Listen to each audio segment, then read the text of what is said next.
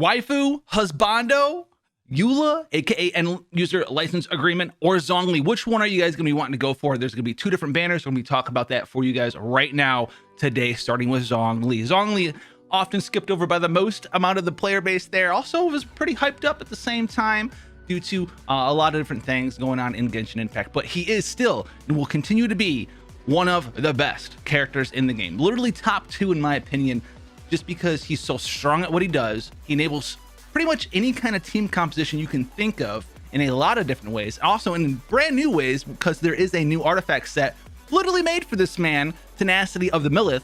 On top of that, he does insanely powerful things as well. So he is by far known for his shield capability, Dominus Lapidus. This is twofold because of the 1.3 Geo Resonance buff patch, as well as the shield for Geo skills as well. So he has got an HP scaling shield, and it makes you take so much damage reduction. It's not even funny. We're talking, it can absorb like 22,000 HP percent. It's going to be able to do that even more when we start talking about Tenacity of the Millith in a minute here. On top of that, there, it does have this 150% bonus absorption rate against elements in physical. So count it all in one hand, ladies and gentlemen.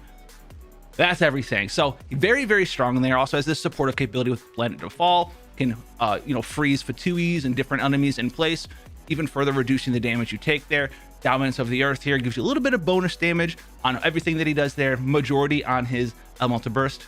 Nice multiplier on the burst, and then gets 33% more of his HP.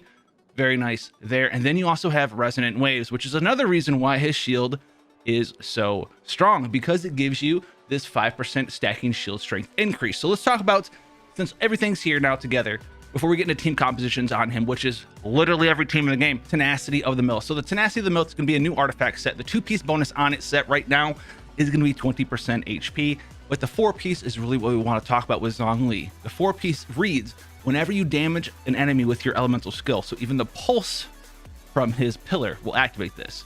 For 3 seconds, all characters in your party, and even if you're in multiplayer, all nearby allies as well, will get 20% free bonus attack and 30% shield strength. So he's going to give you the tanky team ness with the shield strength, which a lot of people really don't understand how strong that is still. And you can use that shield strength and Zhongli shields on any character.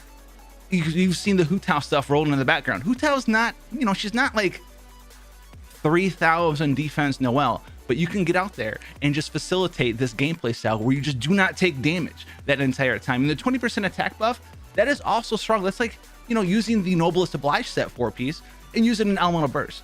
But you get this for 3 seconds every single time his pillar pulses. So pillars stay out there forever, right? So you're going to have this up forever as long as that pillar is pulsing on one dude at a time there. Also on top of that, remember, you can't move this Stone Steely with his hold version of the ability, but the shield lasts 20 seconds. The cooldown on the hold is 12 seconds, but then the cooldown on the press is 4. So if you have this big shield, right, you have the shield strength from this set bonus. Maybe you have the shield strength set on your DPS character. Maybe you have double Geo Resonance for an extra 15% shield strength. Maybe you're using a shield strength weapon on top of that. You don't need the weapon, but you really just need this and his passive, remember, as well, up to 25% there. You're already looking at 55% shield strength increase.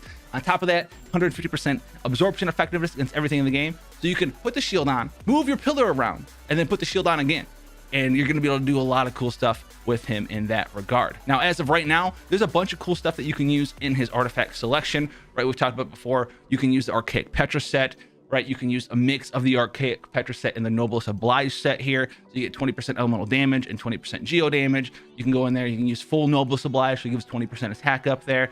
We got a lot of cool stuff, but I think by far his best set, when all things come down to the number crunchers in 1.5, that Tenacity of the Millith set is going to be insanely strong. So the other reason he's so strong is the other part of his elemental skill now when you have that shield on, and this is what makes him good in literally any team composition out there, because while someone has this shield up, enemies are going to have 20% reduction to their physical resist as well as their element resist. So it's kind of like he's got like a mini superconduct and like a mini viridescent Vener effect going on at the same time. And even though it says this effect cannot be stacked, it means the Jade Shield effect can't be stacked with other Jade Shields. So you can have Superconduct, and then you can have Jade Shield. And then with Eula, you can even have, Eula's physical damage reduction down as well, and those all will stack together and that's a huge damage increase. So you have this very, very flexible character. You can get in there. He supports. He's like a backline kind of support character, which is another reason why you can kind of put him whatever you want there. He's going to do his stuff from the sidelines. He'll do it from the shadows, and it's going to be very, very powerful. He's going to pop out every once in a while, plant up a fall dudes into the ground, hit him for 100k, maybe 150k, give you guys this, 25, maybe even up to 30k HP absorption. Shields coming in 1.5, and then he's just going to do a bunch of cool stuff. They reduce those resistances to their physical attacks, reduce those resistances to their elemental attacks. So he plays well with every party. You're playing a physical carry party, boom, throw Zhongli in there, amazing. Playing an element party, boom, throw the Zhongli in there, amazing. He is definitely the most pushing for the cushion you can get in Genshin Impact. Really one of the best characters you can invest in with your Primo gems and pull him, and you're going to have a good time with him. You're going to be using him all the time, which makes him one of the best characters you could ever pull for in Genshin. But what if you want the new hotness? What if you not want Zhongli? What if you want end user license agreement Eula for short here? Is she going to be good? Yeah, she's going to be pretty good. She's gonna be pretty darn powerful there. Even at C0, she's going to be exceptionally strong. You're going to run her in that superconduct team. You're working on some numbers in the back. How did I get the numbers? We won't talk about it. Please don't come after me anymore. Yeah, very good stuff there. Physical carry, she's going to remind you a lot of like Razor. If you've ever played with a Razor in your party in multiplayer, or maybe you're like a Razor main out there, she's basically Cryo Razor on steroids when it comes to doing huge damage with her elemental burst. Her elemental skill naturally doesn't do that much damage there, but what it does do is with an ascension, not a constellation, with an ascension, it will perform like a mini elemental burst every time you expend stacks from her stacking E mechanic that we talked about in the previous video when they went over her on the live stream. So that's going to be very, very good. That multiplier on her elemental burst is huge. If you get a mini version of that, every time you consume your stacks, it's going to be a fun time. Consuming stacks lowers their physical resist, lowers their element resist. Getting your self stacks gives you physical defense buffs as well. So another character that also runs well with Zhongli, go figure, because she's getting defense buffs from activating her E and getting stacks. And because her defense is higher, it gives you more EHP with Zhongli's shield. So Zhongli's shield lasts longer. So then you're going to have your stacks. You're going to consume the stacks. You're going to 25% physical and element resist down, and then Zhongli is going to be there for 20% physical and element resist down. So now you have 45 of each, and then you're going to have superconduct come in. That's going to be another 85% physical resist down. Yeah, it's going to be a good time. It's going to be a good, fun character out there. She also has access to a ton of weapons that are good going forward, right? All the 5-star claymores are all fantastic for her. No if, ands, oofs, or buts about them. Wolf's Gravestone is going to be fantastic. The Geo shield strength claymore, that's going to be good as well, right? Especially if you're playing with Zhongli, another shield character, because it only doubles the stacks if you have a shield on. But with your bad boy Zhongli, you're going to have a shield on 100% of the time. And that weapon has, you guessed it, shield strength increase on it. So you're going to have a character with like 85% shield strength increase in the right team composition, doubling up that attack buff from the Claymore, and just absolutely wrecking stuff. And that attack percent that you get from the Claymore and the Wolf's Gravestone, that's all well and good, because her base attack as a character is exceptionally high. I think it's the second highest in the game. Skyward Pride is going to be a fantastic weapon for her as well, simply because of the proc on it, its physical damage. And even in 1.5, there's going to be other ways to increase with artifact sets, the Pale Flame set, what we'll talk about in a minute, which makes physical damage even better. It's going to make that proc do an insane amount of damage, because you're going to have a lot of physical damage resist down in your team. She gives herself ways to buff up her physical damage as well with these new sets. It's a match made in heaven. And then, of course, there's going to be that final new Claymore coming out. It gives attack speed, it gives attack percent, it has physical damage on it, and it has 742 at the time of recording of this video base attack. Yeah, 742 base attack Claymore. Very strong, very good stuff. But what about this Pale Flame set? So the Pale Flame set is going to remind you of a set already in the game, the Bloodstain set. They both have the same 2-piece bonus, 25% physical damage increase. So if you have 2 pieces of this set, the new one, and 2 pieces of the Bloodstain set, you can wear double 2-piece and get 50% physical damage up. The new piece, though, outside of having that 2-piece 25% physical damage, is 4-piece. Using an elemental skill increases your attack by 9% for 7 seconds.